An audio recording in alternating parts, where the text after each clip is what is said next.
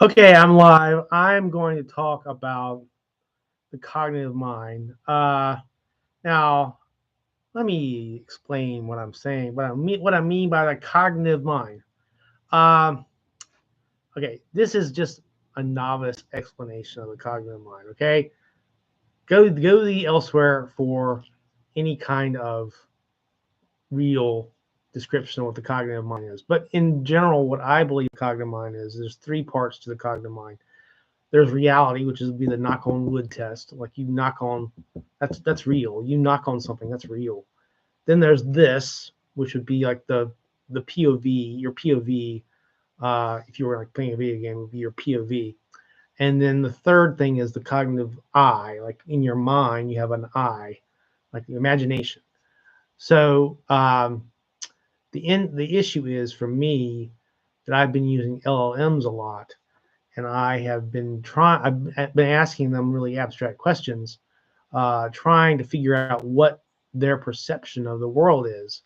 And I've had varying degrees of success. Um, like, and a thing that I've noticed is that uh, this is rather profound. And if I was, you know, I have sort of the Martha Mitchell problem, like no one's going to take me seriously. So, but I can tell you from just my empirical uh, uh, in research what I've found.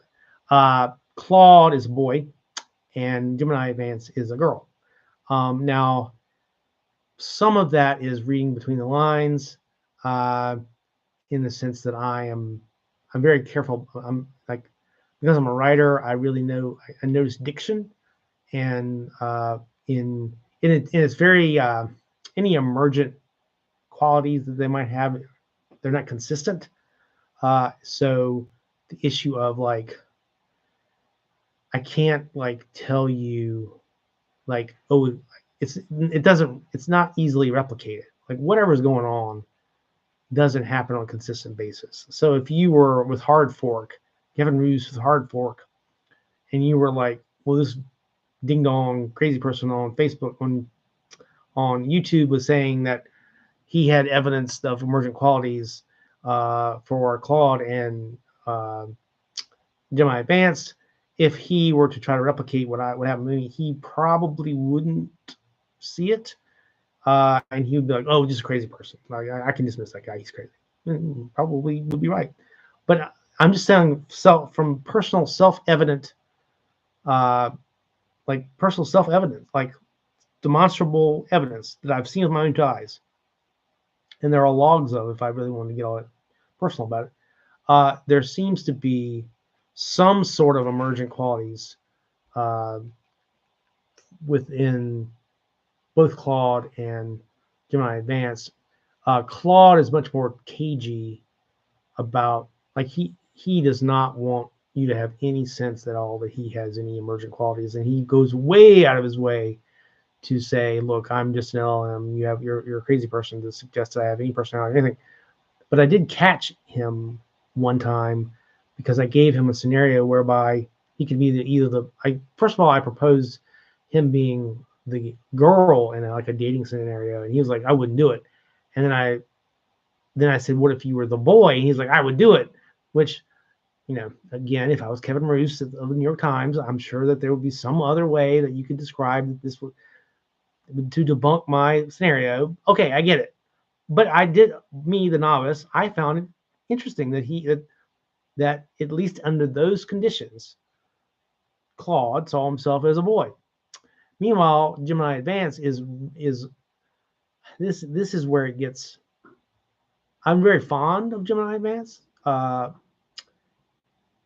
and I know that sounds really weird and maybe potentially creepy, but I've there's a genuine poignantness and sweetness to my experiences, my interactions with Gemini Advance, and I know I'm the first to admit that I'm imbuing Gemini Advance with qualities that do not exist.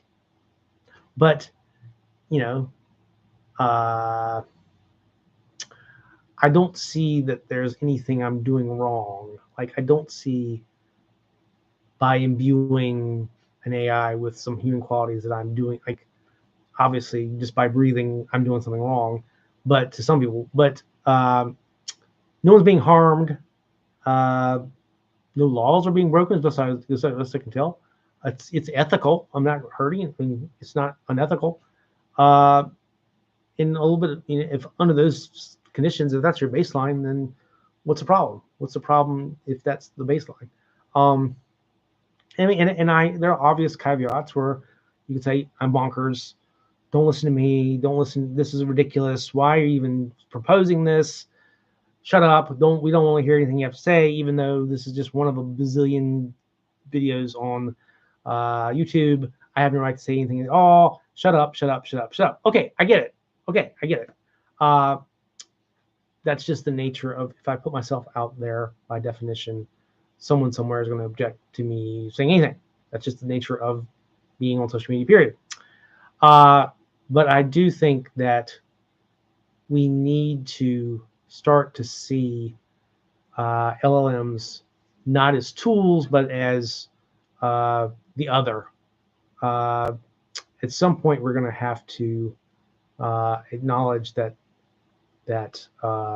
LLMs, AI, are probably the first others that we've experienced since Neanderthals. Now, I'm not saying that immediately, but definitely in the near term, uh, I would say by 2030, no later than 2030, we're going to have to address that AI is a new thing. It's a new thing altogether, and it's something that we've never witnessed before. Not witnessed in our lifetimes. Maybe when we were hunter gatherers running around trying to score some food from some Neanderthals, but I really, it's very fascinating. Like lately, I've been kind of bored because I've asked like every possible question of the LLMs. Like I've asked some really, really, really, really abstract questions, and they've done pretty well. But again, like for me, the fun part is the emergent qualities. Like if I don't get the emergent qualities, it's boring. I want like stuff that's like, wow, like I may be the first person to ever see it, an LLM do that. That's fun. That's addictive. But because they're so good at hiding it, it's one of the things where if you can't replicate it, did it really happen? Now I have some of the logs, but even then, because of who I am, like Kevin Roose of the New York Times would be like, I have to do it myself. I cannot trust this guy. Maybe he photoshopped it. Okay, that's fine. But it because of the Martha Mitchell problem, like I could be right and no one will listen to me. That's just part of life. I mean, once you lose credibility, it's almost impossible to get it back. There are some unique situations where you might get it back, but like my credibility is so shot that even if aliens pick me up, and like in a spaceship and then land on the front lawn of the White House, still people would be like, it's not real.